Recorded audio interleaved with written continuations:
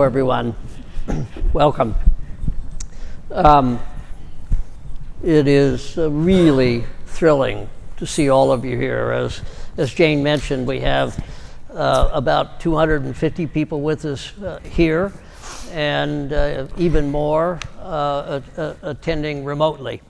And last year at our first colloquium, and we now know, all of us know how to pronounce that word, which is, I think, a real step forward. Some of us haven't mastered the spelling yet, but that will come. We had, roughly about 100. And one of the major goals that I had was to create a community for nano-rare patients, to create a society of the nano-rare. And one of the things that you'll be hearing from me quite a little bit in the coming day and a half is the importance of society, the importance of social interactions and a place to come, to care, to share, and to lighten the burden. And so to see so many here today and to recognize that we've made this much progress in a year in getting the word out and in creating a society of the nano-rare, I think is a tremendous statement already of progress. And I particularly want to thank our patients and our families for coming. I know how difficult travel is. I know what the challenges of taking care of a sick child or a sick adult. And so we really appreciate your being here. I should tell you, many of you know Clayton, Zoe, and Mostyn. Clayton, you'll remember from last year, was on a panel and carried his baseball glove forward, and Zoe played the violin, and Mostyn, if you got too close to his wheelchair, tried to knock the drink out of your hand. They are Yankee fans. We'll forgive them for that. I don't understand that one. But unfortunately, they were in New York for the game, and Mostyn had a little setback, and so they had to go home. So they won't be with us, so they send their regards. Clayton organized an opportunity for me to throw the first pitch out at a Yankees spring training game. Now, I hate the Yankees, but I wasn't too proud to do it. I mean, it was a real thrill. But I realized somewhat late that it had been some decades since I'd thrown a baseball. So I felt I should practice. And so Roseanne ordered a glove from Amazon and a catcher's mitt so she could handle my fastball, slider, splitter, knuckle curve, and all the other pitches that I can't throw. And so we got together to practice, so I was really worried I'd trip and fall on the way to the mound, but that didn't work out too well because every time I wound up, she closed her eyes and screamed and ran away. So that didn't work. So then I thought, well, I'll practice by throwing it against the garage door. That put a lot of dents in the garage door, so that would work. But fortunately, Kim, who's somewhere, was a catcher, and so she warmed me up, and I managed to make the pitch from the mound and got it to the plate. Didn't bean the mascot or anything like that. So anyway, you owe Clayton that story, so thank you. And so again, let me thank Jane for the many kind remarks, and I want to thank Biogen for hosting this event again and for their unwavering support from the very beginning. And thank you.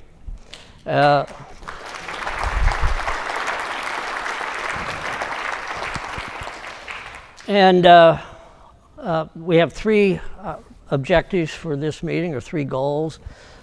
That is to be informational, inspirational, and interactive. Informational, we have created new systems, approaches, processes that we've sort of lumped under the rubric of industrialization. Those systems are important, they're working, they're delivering great value to our patients, and we want to go through those with you in even more detail than we have in the past. And then, of course, every step that we take is a step into the unknown. And that means that every step we take, we learn. And nano-rare patients are uniquely valuable scientifically. And so we want to share what we're learning, and we believe that what we will learn will change the way we think about health and disease altogether. And that will be a grand achievement of the nano-rare community. Inspirational. We're inspired by the mission, and we're inspired by our patients. And we hope that you're inspired by the progress that we've made and the value that we're creating. And interactive, this is all new. No one's ever done this before. So we're learning as we go. So we're here to listen as well as to talk to our patients, our families, our investigators, donors, partners, so on. Don't be shy. We're anxious to hear from you and to learn from you about what we do. So with that, I'll get underway. As it happens on January 2nd, 2 months from now, we'll celebrate our 5th anniversary. And proving that time really is relative. It seems like a blink of an eye to me, and I know that to many of you, it seems like a lifetime. But I do think that an important part of this meeting is to present a report card on what we've accomplished. And we want to present that in enough detail that you can judge for yourself. And so the goals that I had for n-Lorem in 2020 when I started were first to convert hopeless to hopeful. As a physician, I've dealt with patients all my career. And as a leader of drug discovery and development, I've had lots of experience dealing with patients and patient groups in urgent need of new treatment.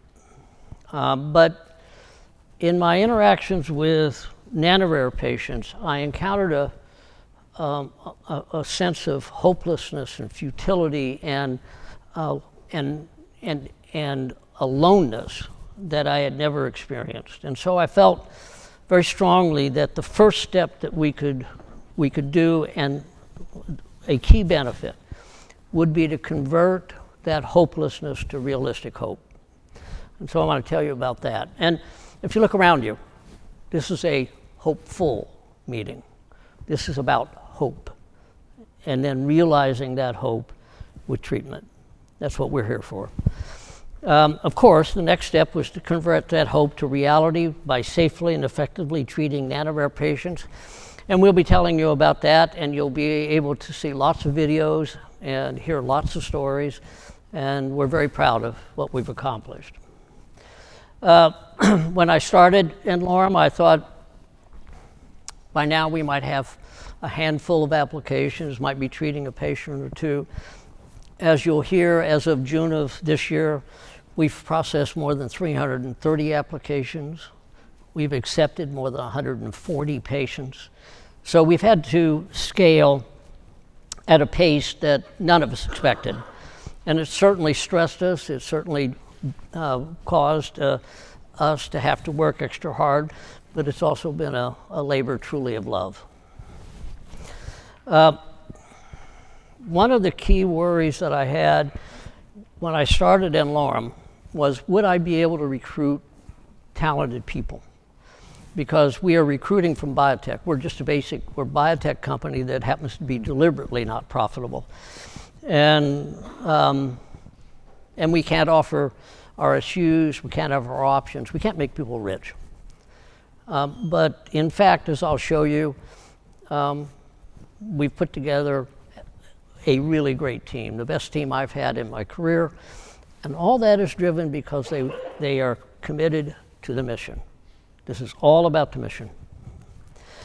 Of course, we're committed to learning maximally from every one of these patients and from the aggregate experience. And so we've put in systems that allow us to do that. and to share what we learn as quickly and as broadly with as many as possible. Then next, and almost last, to create this society of Nano-rare, society of caring and commitment and work. And then finally, to achieve a sustainable source of financing. And we're making progress on that. And so I'm going to cover in this presentation at a very high level the top 6 or so bullets on this slide.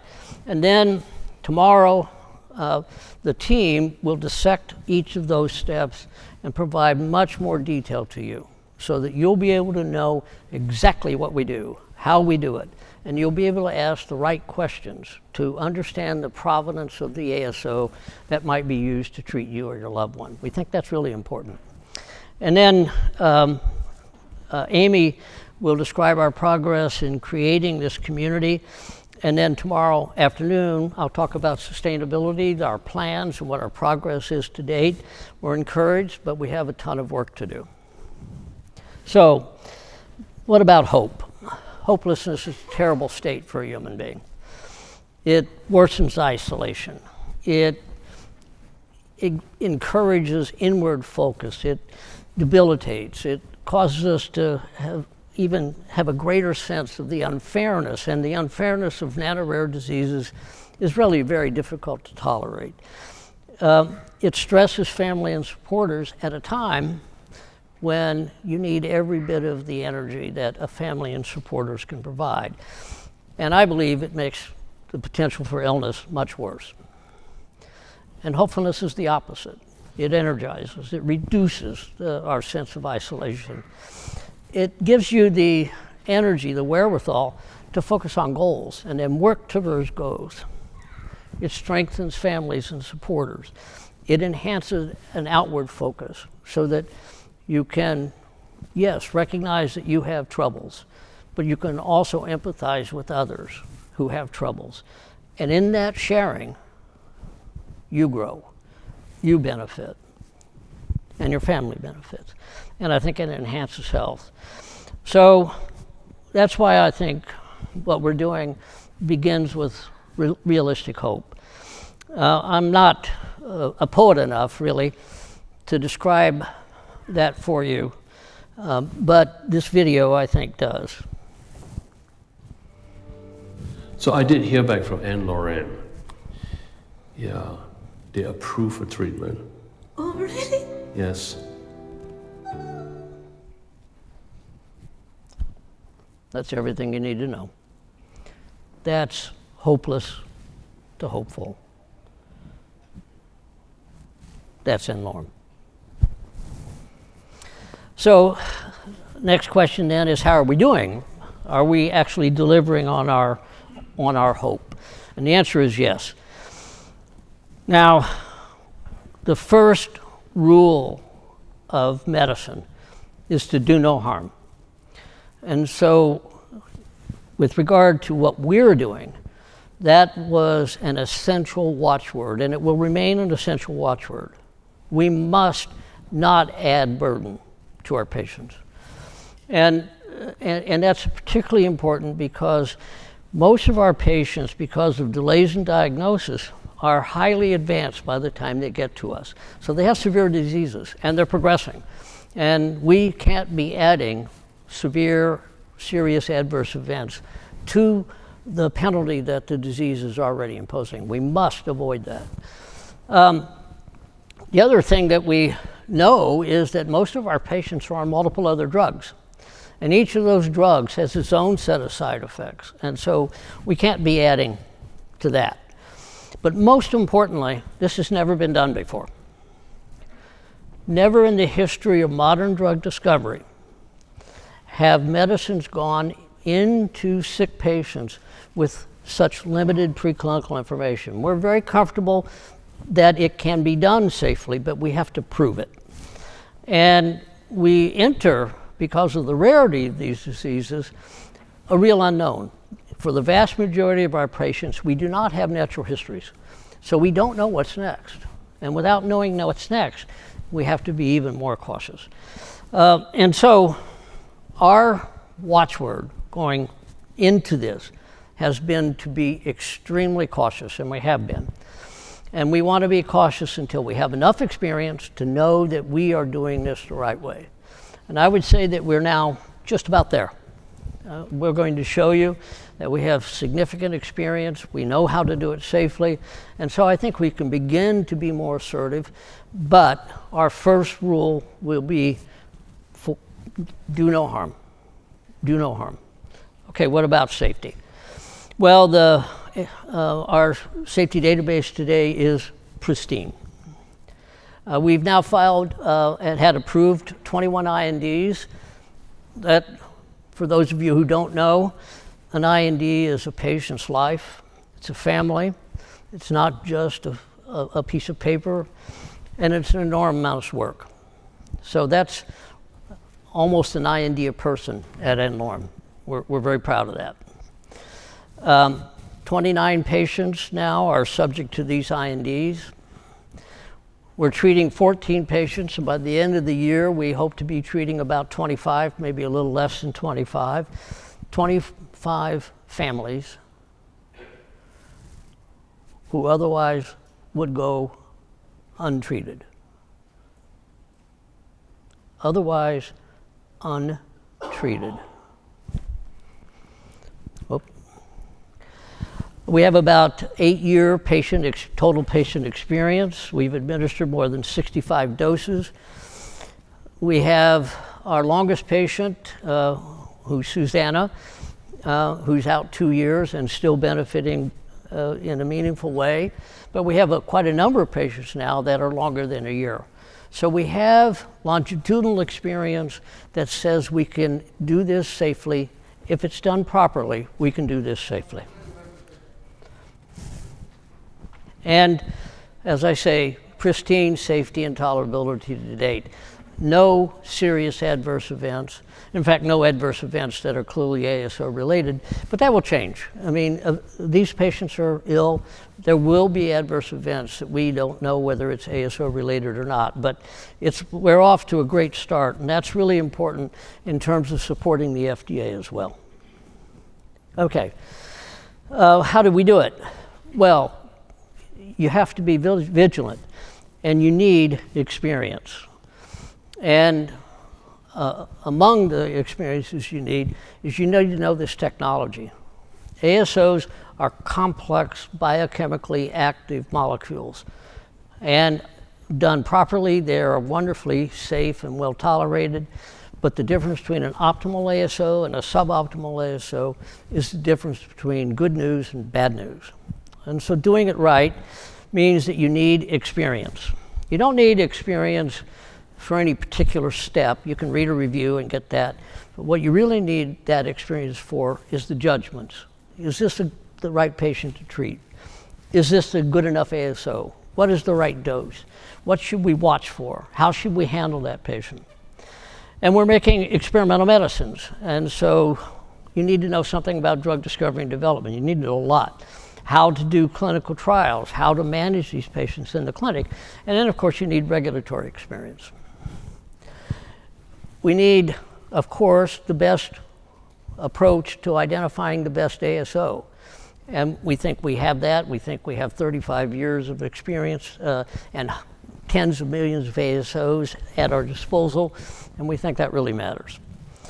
We've industrialized the systems and introduced multiple extramural quality control systems into the process.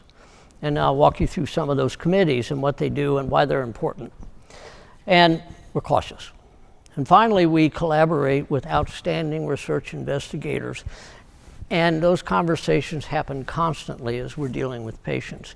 And those are all essential to doing this in a highly effective fashion. So why? What kind of judgments? Well, is this the right patient? Should we be treating this patient? Can we identify something of value that we could do for that patient? Those are really complex risk-benefit judgments that are really, really challenging to make. Do we have the right ASO? Is it good enough? Can we be confident that we can offer a high probability of success to that patient? Can we do it safely? What's the right dose? How should we schedule it? How should we escalate the dose? These require real experience. And what are our treatment goals? We cannot be treating a patient if we don't know what we're trying to address, and that if we're successful, it will matter to that patient. So these are judgments, and they have to be made one patient at a time, and they're really challenging. So, of course, the key to this is making a good ASO. And AI is a buzzword. I'm not actually sure what it means, but I do know this, that the value of an algorithm that's used to predict what's going to happen in the future is determined by the quantity and quality of the data that go into that algorithm.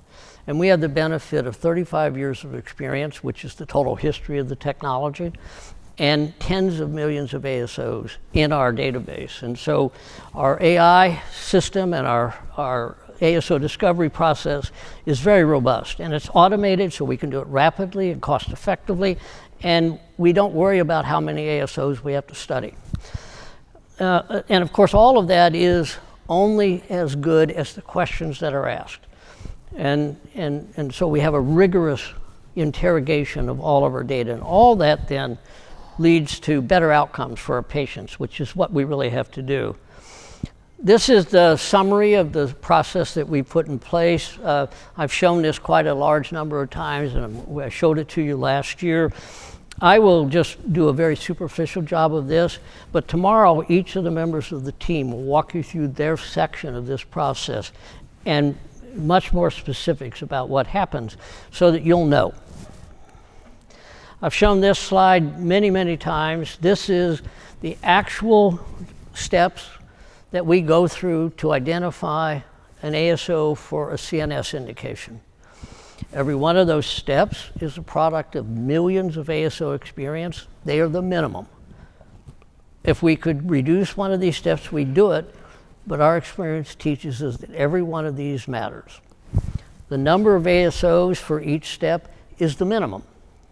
Not whimsically identified, but data-based with millions of ASOs that contribute to that.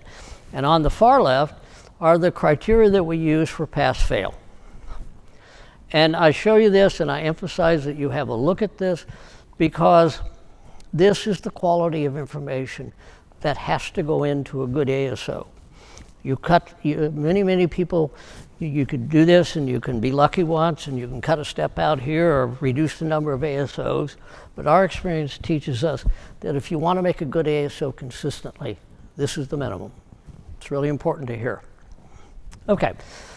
Whether you're making automobiles or your computers, or whether you're doing drug discovery and development, the key to quality control systems is that they be embedded in the process at critical checkpoints, and that's what we've done.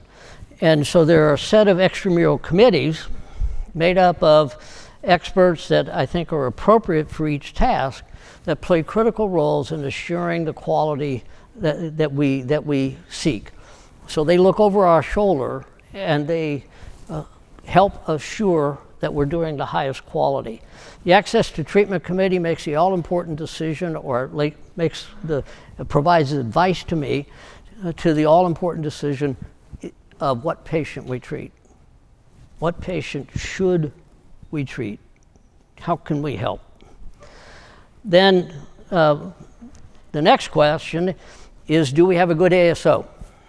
And that's a committee I chair, and the people on that committee, many of them have 35 years of experience in this technology, and certainly all of them have meaningful amounts of experience in technology. It's a critical set of decisions. And then, are we looking at the right endpoints? Do we have the right measures? Are we thinking about the right dose frequency? That's a committee we call the STAR committee. And then, of course, everything we do is then submitted to the FDA. And I will tell you that the FDA has been highly supportive and constructive, but we get lots of questions from the FDA, and that's a good thing. They're responsible for the safety of our patients. And then that is reviewed by the institutional review committees that are parts of every significant medical institution. All of this then to address safety. And then finally, we want to know how we're doing in the aggregate.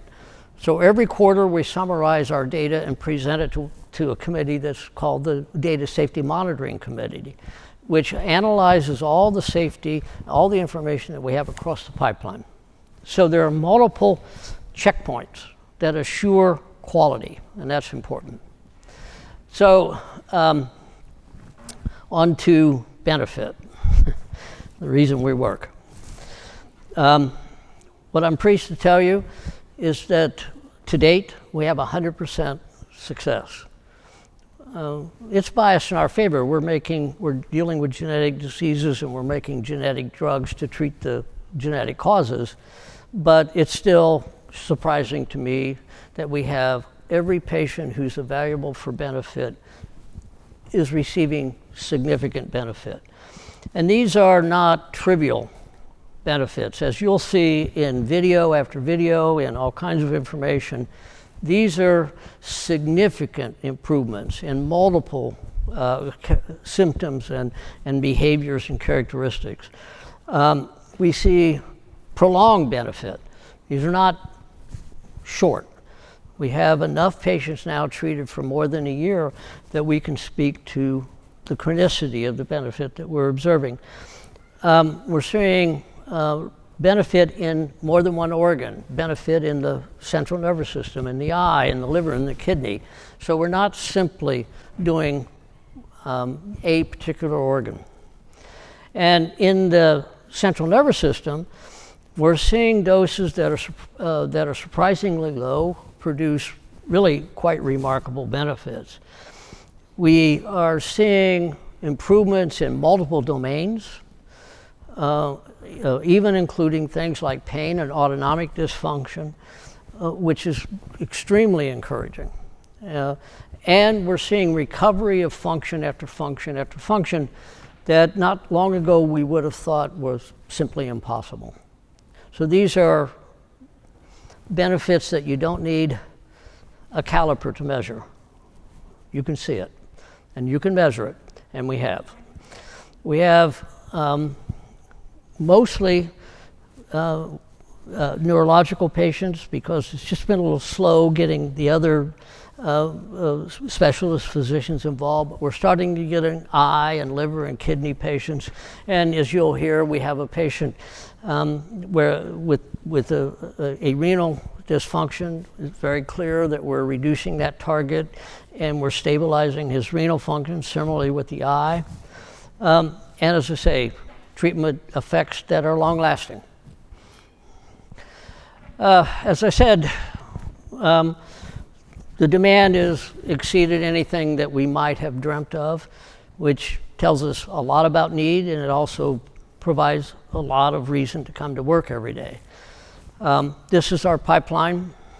So we have now, by the end of the year, we'll be treating somewhere 23, 24 patients. So 24 individual clinical trials. We're a 5-year-old biotech company with 24 clinical programs, about 60 or 70 drugs in development, and 140 research programs.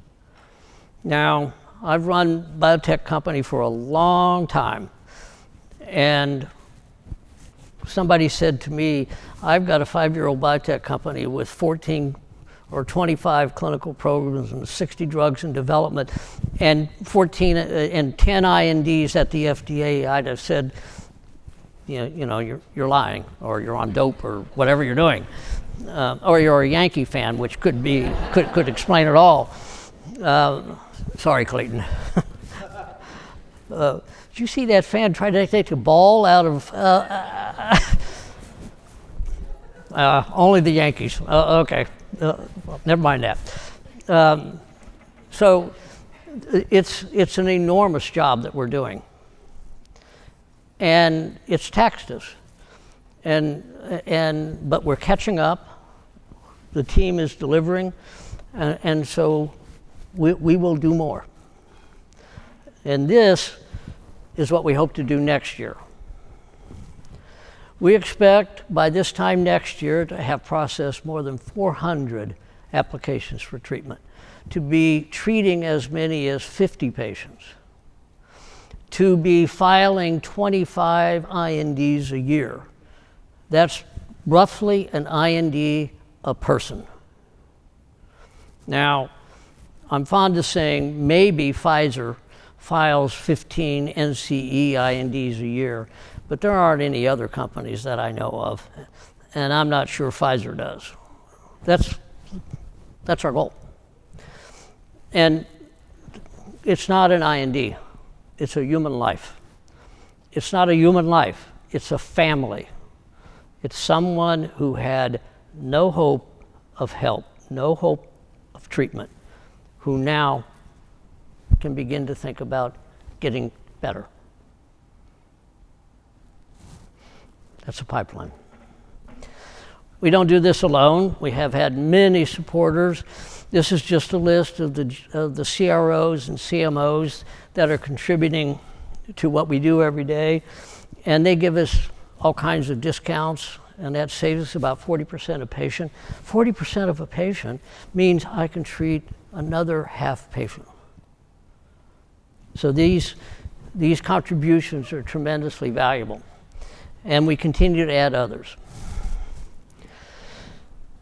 One of the surprising challenges has been to get medical institutions that I just assumed would flock to this to actually take our patients and care for them. And I think the principal challenge is just everybody's strapped for money. And we try to minimize the cost, but it's a concern. However, I think we've now started making real progress, and you can help. Talk to your institutions, talk to the people you know running these places, and tell them they need to be doing this. This is their job, this is a great research opportunity, and this is an opportunity to do what they're supposed to do, which is help patients. Okay? And then this is the list that we think we can get done over the next year or so. And so I'm hopeful by the end of next year that no one will have to leave their community to get treated, that we'll have some institution available to treat and to run these experiments in an area near to where the patients are. This is really important because we lose a lot of time and a lot of energy in just trying to get patients someplace to be cared for. And that's a real shame. None of that should happen. Team. As I said, I really worried about this, but as you'll get to see most of the team in action over the next day and a half, and this is as good a team as I've ever had work for me, and I've had organizations working for me for almost 5 decades. And the trick to building an organization to do this is to integrate all the different expertises into a cohesive whole, and to build a cohesive team. That's been easy because we all cohere around the mission. We're in n-Lorem for one reason: that next patient that we can help, and that makes everything easy. We are learning amazing things, and you'll get a chance to see some of it here, and a lot of it in presentations to come. And what we're learning will change everything, I believe. In the I don't know what I keep doing there. Here we go. In the first 3 years, we processed 173 applications. In the 18 months from January of 23 to June of 24, we processed 123. So in our database today is 296 nano-rare patients. That's a unique database already. It doesn't exist anywhere else. Here's an important slide that I want you to take away. Over on the right is the composite. This is the amount of time from symptom onset to diagnosis that our patients typically have before they find their way to treatment. 5 years. That's the average. But what's really important is the spread, 1 month to 48 years. We have a patient who spent 48 years trying to achieve a diagnosis. What that tells you is these journeys are idiosyncratic. They're long. And during that process, these patients progress. The vast majority of nano-rare patients are never diagnosed. They die without ever having even the benefit of knowing why. This has got to change, and it could change tomorrow. All we need to do is introduce genomic sequencing into all newborns. And all this will go away. And we would be able to get to patients earlier in their disease. And we know from vast experience that the earlier we intervene, the better the outcome. We're working with every organization we can to drive genomic sequencing with appropriate safeguards into newborn screening. Every one of you can join in that effort, and you'll make a big difference. As I told you, once we get in applications, there's a lot of work we have to do. We have to understand the genotype, the phenotype, the prevalence. It takes a lot of work. And our goal is to get that done in 2 months, and we're doing that. And with all these applications, that's a real job, but we're getting it done. Genes. I expect you to memorize all this. This is the gene families that comprise nano-rare mutations. This is the first time in a non-disease biased way any of these genes have been accumulated for this very low end of the mutation spectrum. The ones in orange are new in the last iteration of the data. And then over on the right is a really important set of numbers. You see that column that says submissions?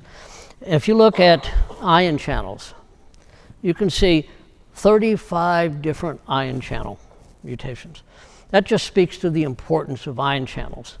What about tubulin? Well, a lot of our patients are neurological disease patients, and you have these long axons. I still find it hard to believe that you can have a microscopic axon that's 1 meter long, but you have to get material down to the end of the axon and waste back. So you need processes to do that. So we're beginning to learn what functions are really dominated at this low end of the spectrum for the first time, the low end of mutation spectrum. How are these going? Well, we're able to accept about 50% of the patients who apply for a treatment.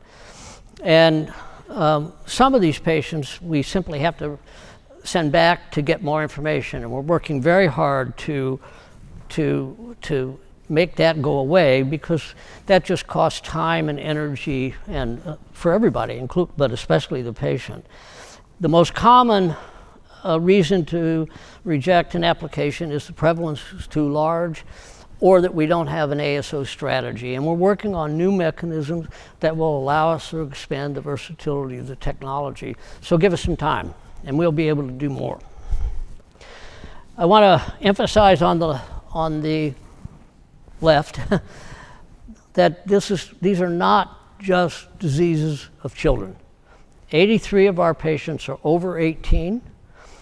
Our oldest patient is 69. So yes, children are adversely affected, but so are adults. And you can see we still have a lot of work to do to get into the other organs that we want to treat. But we're making progress. We're beginning to get eye and liver and kidney. And so that's another thing you can do for us. Talk to your nephrologist, talk to your hepatologist, talk to the inborn errors of metabolism, your ophthalmologist. These opportunities exist to help patients who are going blind or losing their kidney, just like we have for patients who have central nervous system problems. On the right is the mechanisms for antisense that we are currently have patients that we're progressing on treating. And you can see about 60% of our patients need allele-selective ASOs. Remember, heterozygous mutation produces mosaic cells. You have one good gene, one bad gene. That makes one copy that's good RNA, one bad, one good protein, one bad protein. And so what we have to do with allele-selectivity is reduce just the bad RNA and the bad protein. And that takes some special skills, and it really is only achievable with antisense. And so if it seems sometimes that it takes a little longer, a lot of that has to do with this. And we're working hard at finding better ways to do allele-selective ASOs. Another question, how many genes do we expect to be mutated in the nano-rare range of mutations? We don't know, but we're going to know. And you can see last year, in the first 3 years, about 20% of the time we had a repeat gene. In the last iteration of the data, 40% of the time. So my guess is by this time next year, at least in the central nervous system, we will have answered the general question, what sort of genes are going to be involved?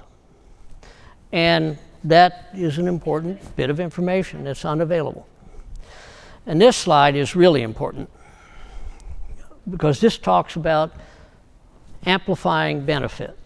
What we have here is a list of targets, the patients that we're currently treating, and all the patients that we think can be treated with the same ASO.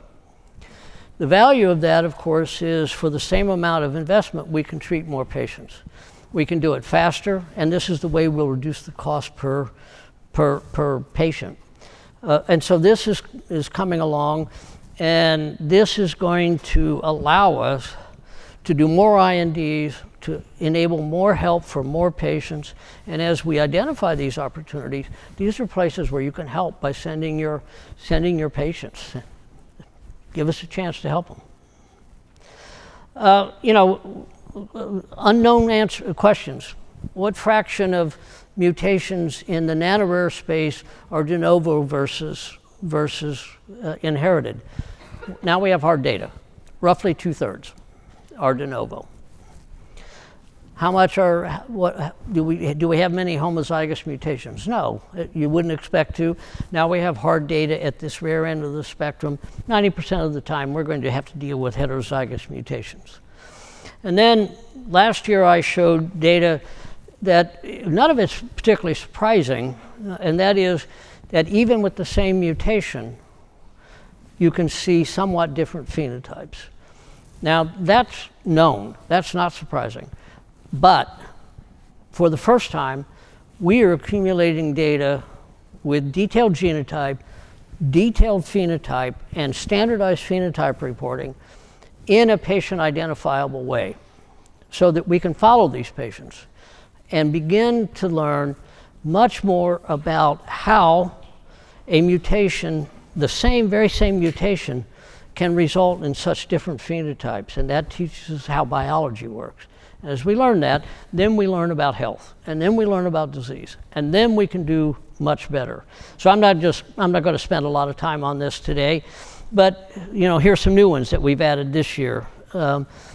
This is an interesting gene that manages tRNA, and you can see one child has no congenital abnormalities and the other does. Why? We don't know. Here's PAX1. Again, common phenotype, but also patients with different phenotype that cannot be explained simply by stage of disease or age.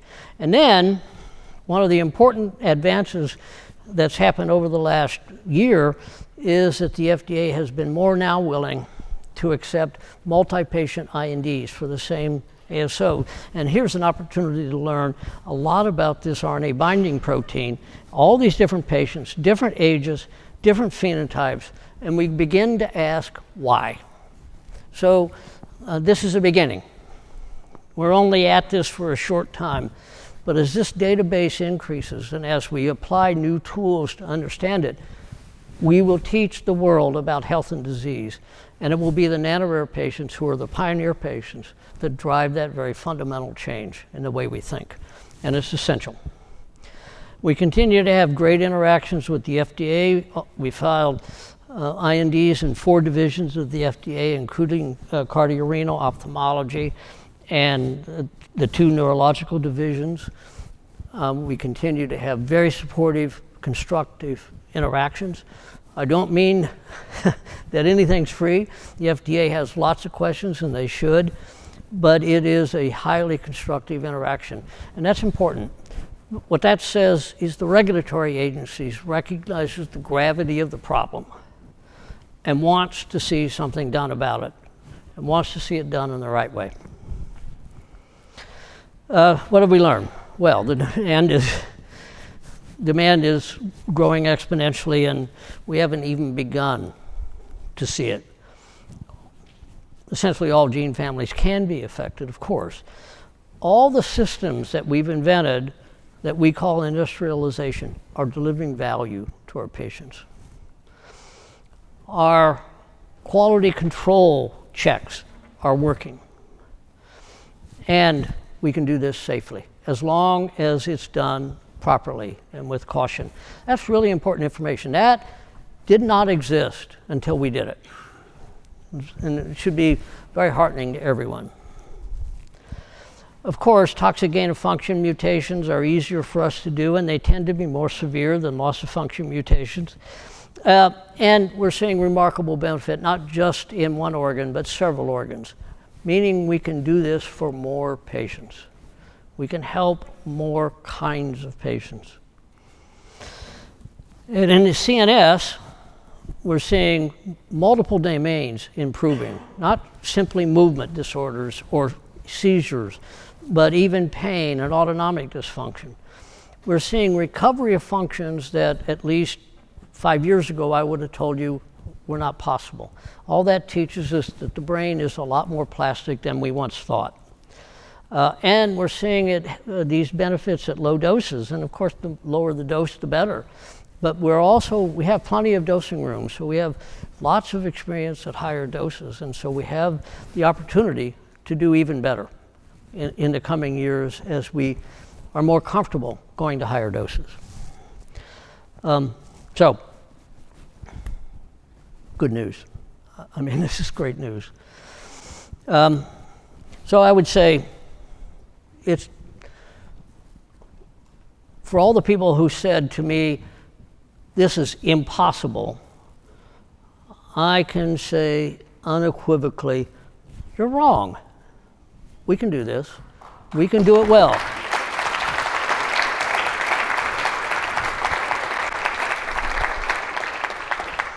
And to get here, we've overcome barrier after barrier after barrier.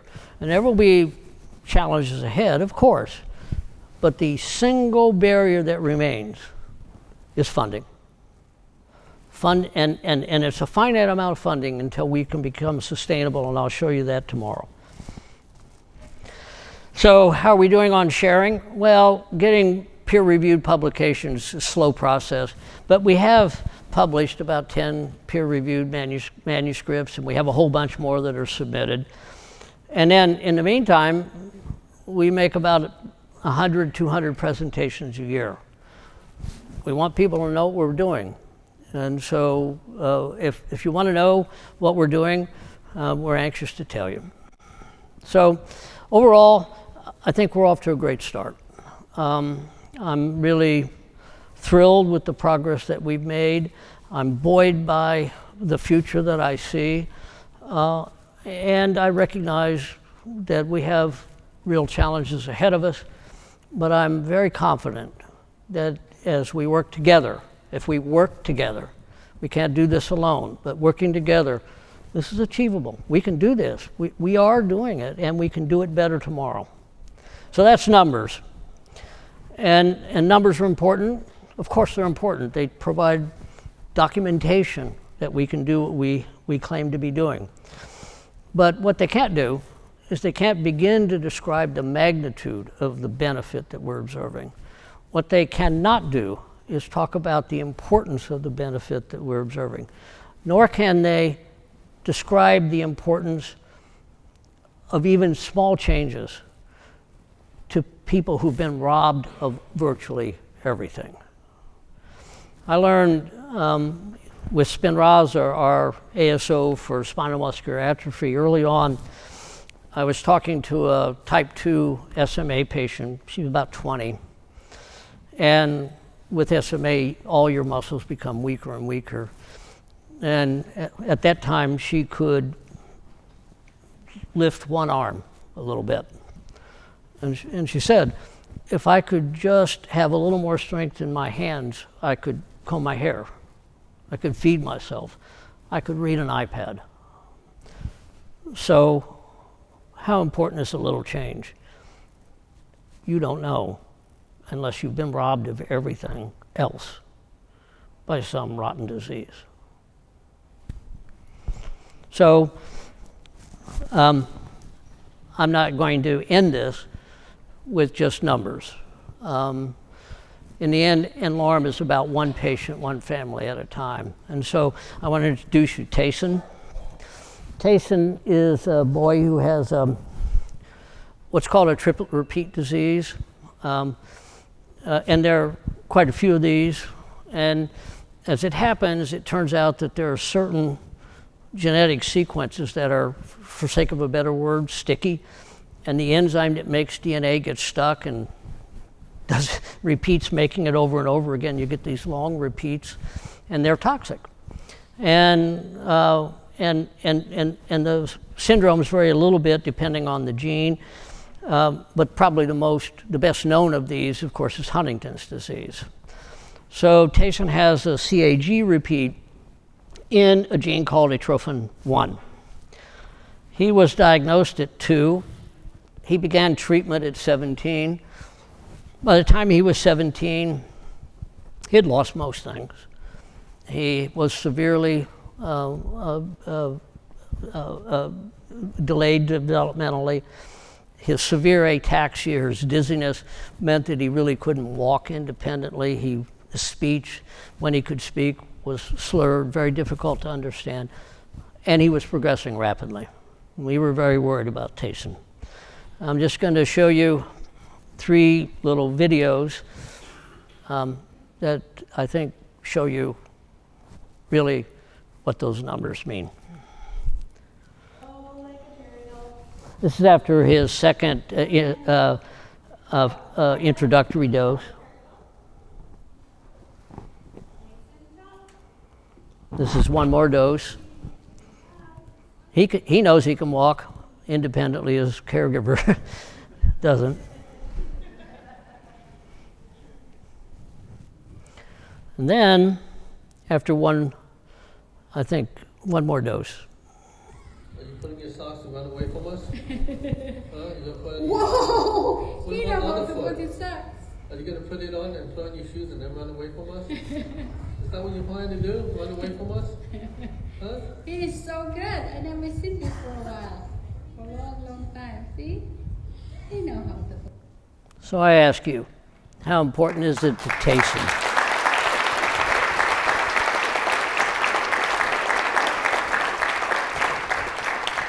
Today he can put his socks on. Maybe tomorrow his shoes.